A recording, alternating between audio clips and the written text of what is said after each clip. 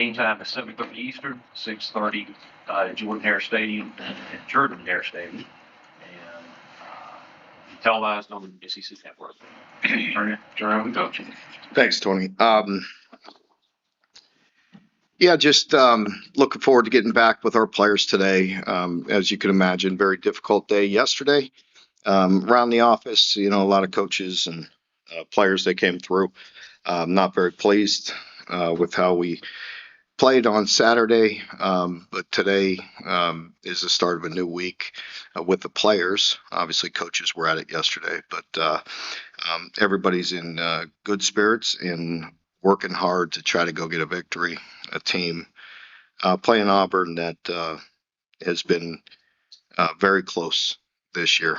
They're 4-4, and their losses have been very close. A couple very difficult losses for them, so they're very close to being, a very, very good football team as far as the record goes. But very big, very physical, very well coached team.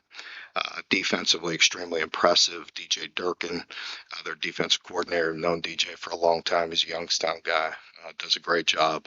Very big, very physical, very, very aggressive. Offensively, they have, again, great size, great running back. Playing two quarterbacks right now, so we'll have to be prepared for both. And elite athletes over there. So, again, another difficult challenge, but we're excited about it. Mark, when you were so close against Texas and lost in heartbreaking Saturday, particularly close, is there any fear about guys letting go on the road or letting them inspire, or was it something else? No, I really don't. These guys have had a very strong mindset, and their attitude has been right the entire time. It is difficult. I mean, let's be honest. I mean, the guys have worked very hard, and that's why we're all disappointed, one way or another. And, a loss is a loss, and it doesn't feel good. And your pride gets bruised and hurt, and you get battered up as the year goes on. But you have to pick yourself back up. You have to have a strong attitude and mindset, and you have to embrace the process, the week and how you go about it, and engulf yourself in that and the preparation. And then, as a coach, I know that makes you feel a heck of a lot better. About your offense, even without Seth McGowan, I thought took another big step forward. Yeah, I thought, offensively, we're definitely making some strides. The turnovers are always an issue. You can't do that. But very impressed. I thought we had very good balance, without Seth. JP stepped up in both in the run game and the pass game.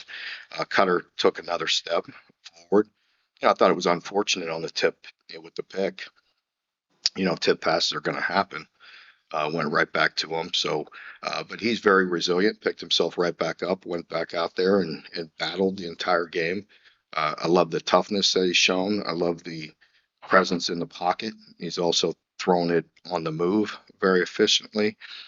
So we're definitely, I think, as I said, post game, I feel like with Cutter, with the way he's playing, he's elevating people around him. Schematically, how much did you guys think you needed to change on offense when Cutter took the job? Maybe it's like those 5 years.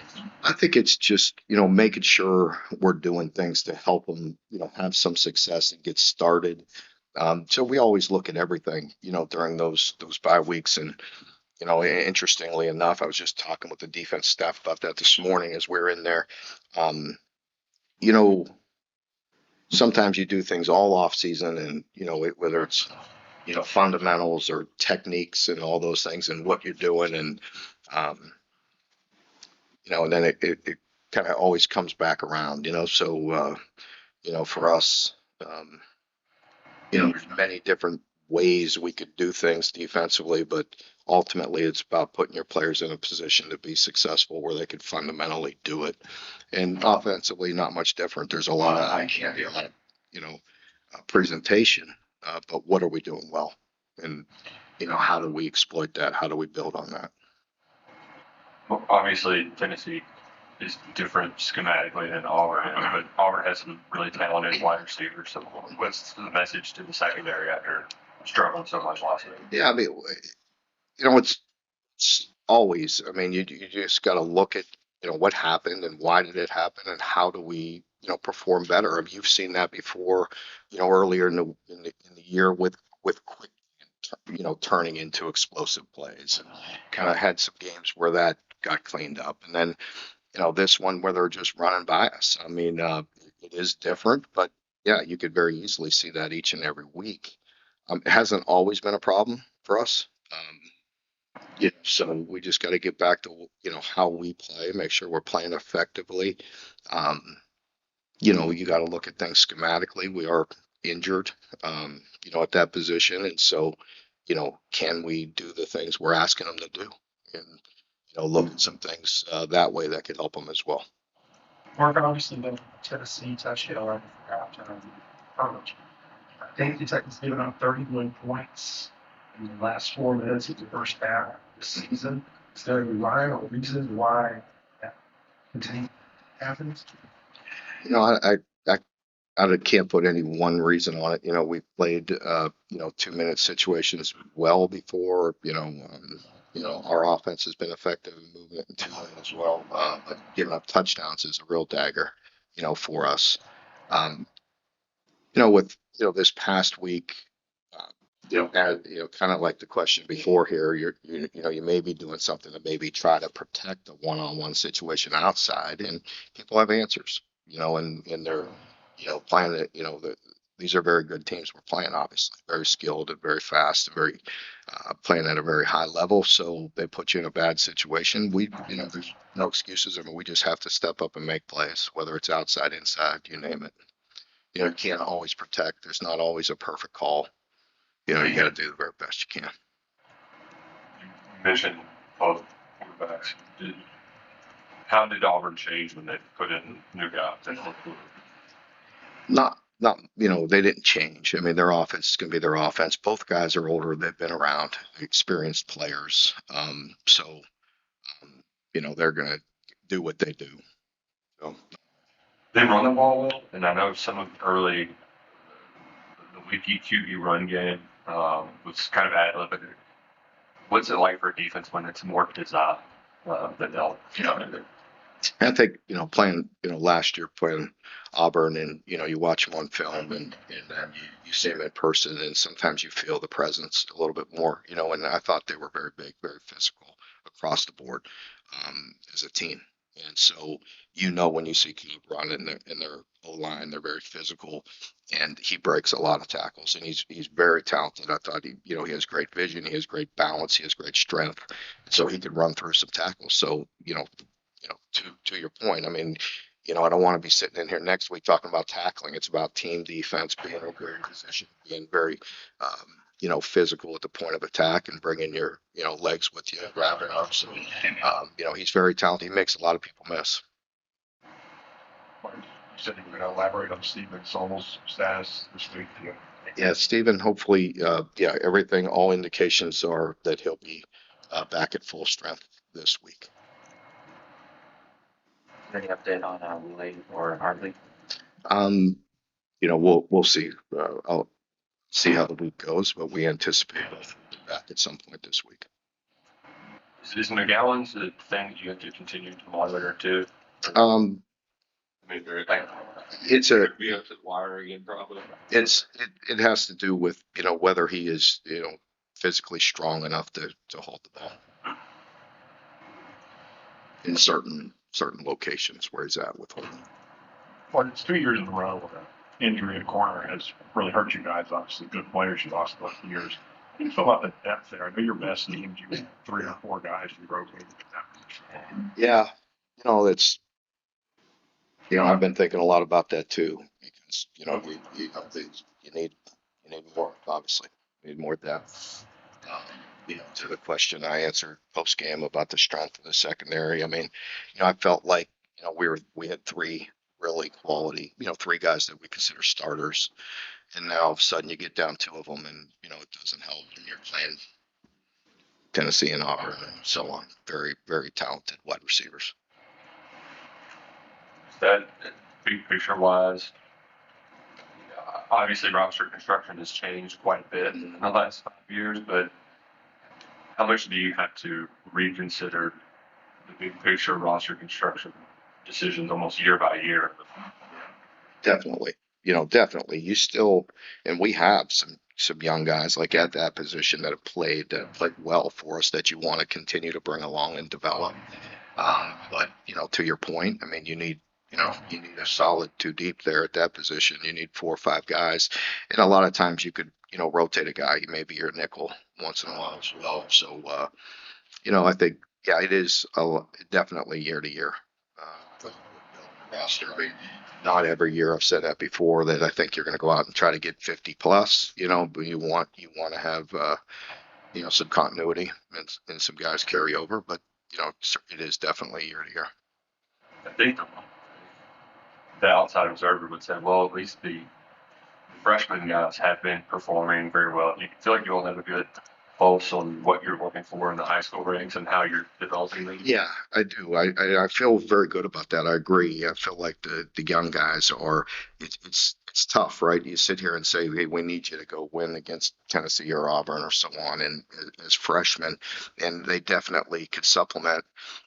When you're counting on a lot of them to help you do that, it's difficult, right? But these guys have stepped up. We're better because of them, and we feel like we have a good group of both freshmen and redshirt freshmen or sophomores. The second year guys. We feel like we have some good players in both of those classes. Speaking of young guys, I remember that year that Dane and Barry on the overall freshman, you talked a lot about how hard it was to keep those guys because everybody wants to steal them from you. In the revenue sharing era, is it easier for that player retention stuff? Yeah, as I mentioned, in the summer and leading up to the year, I feel like we have a chance to come out on the other side of that. I've said that many times prior to the year. I know the year's very difficult, not fun on anybody. But I do feel like with the revenue sharing, you have a chance to both retain guys and be on somewhat of a equal playing field, moving forward. I'll just stop there. If there's anything I say, looks like it. Mark, when you got here, you strove and you accomplished changing the culture here. And yet with everything you just talked about, building a roster, retaining players, just how much more challenging is it? I know it is what it is. Everybody has to deal with it, but Kentucky has its own set of challenges. Well, it does, but everybody had that. We have our own. Everybody has challenges, and it's this era that we've been in. Hasn't been real fun for too many, except you had a boatload of money, and so that was fun for them. But I think everybody's talked about it. We beat a dead horse on that, like, with transfer portal and completely wide open NIL with no salary cap, as much money as you have. I mean, I don't think anybody likes that. And again, unless you're 5, 6 schools that have as much as they want. So I think, coming out on the other side of that with, somewhat of a cap, we can make sure, we're enforcing some of these rules on NIL and let the players earn what they can earn authentically and organically. And then the rest of it, be somewhat of a level playing field. I think we're all looking forward to that. How do you feel you did in terms of what budget you had this year, distributing that the way? Yeah, I think you can see, I hope you can, and everybody can see, like, we are most definitely better in certain areas. I understand we're not complete, and you look at our record, and I'm not naive to that, but we are definitely better in making strides, and it definitely helped. So we're far better. Even though the record may not indicate that, but you see the progress, you see the young guys, and so we did as good as we could, and definitely. For this last year, for this team had more resources, and I'm grateful for it. I wish, the results would be better, but I know we are better, but you're not going to do it in one year either. You still have to build a roster over, the course of at least 2, 3, yes, you look at it, you evaluate it every year, and you hopefully just patch a couple holes. You don't have to patch all the holes. Mark, through 7 games, how has Jagger played? Yeah, very, very impressed. Very pleased with the way Jagger's playing. He's been a great leader for us, very solid player, and then taking it to another level this year at center. A lot of stress on him, a lot of pressure, and he's done very well in kind of anchoring that offensive line. So it's been very good. Speaking of Portland, have you gotten to play for the offense practice without? Yeah, definitely playing a lot better. It's hard. I think we all know it's a challenge blocking some of these guys block, but it's letting us operate, as you can see, and it's been much better. Is there any thought in the fourth quarter once that game had gotten out of hand, playing some other offense? Yeah, definitely. I'm thinking about that and talking about that with the staff as well, and just for the development. Now, I will say that a lot of, again, I've talked about it, but 3 or 4 of those guys feel very solid, very confident about and working extremely hard. I know you're not seeing them at game day, and we do need some game reps because there's nothing like replacing game reps. But some of these guys have played already and definitely need to get them a few more snaps, but working the heck out of them in practice, and they're definitely getting better. And we're very confident in those guys.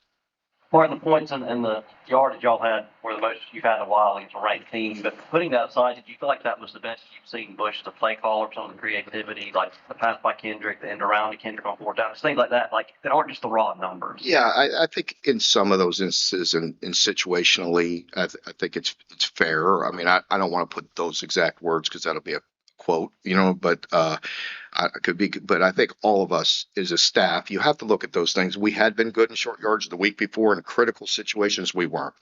Went back at it this last week and improved. It gave them some different things to look at and evaluate, and so I think it's fair where all of us are looking at those things.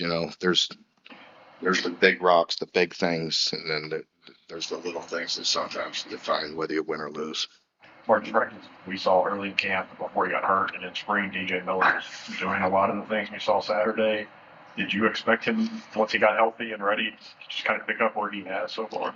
Well, I think it's a process, with DJ, when you have injuries, as I mentioned a couple times, and you come back and sometimes players, like, he has a very calm, cool demeanor about him, again, like, Cutter's very much like that. I mean, Cutter's gets, competitive and emotional, which is great, but he's generally very, very even and very cool, and DJ, the same way. And like when you're coming back from injury, maybe you're trying to learn all the nuances of new wrinkles, and it's not day 1, day 2, day 3 install anymore. When you get in season, there's a lot of wrinkles, and as a young guy, you have to be able to pick all those things up.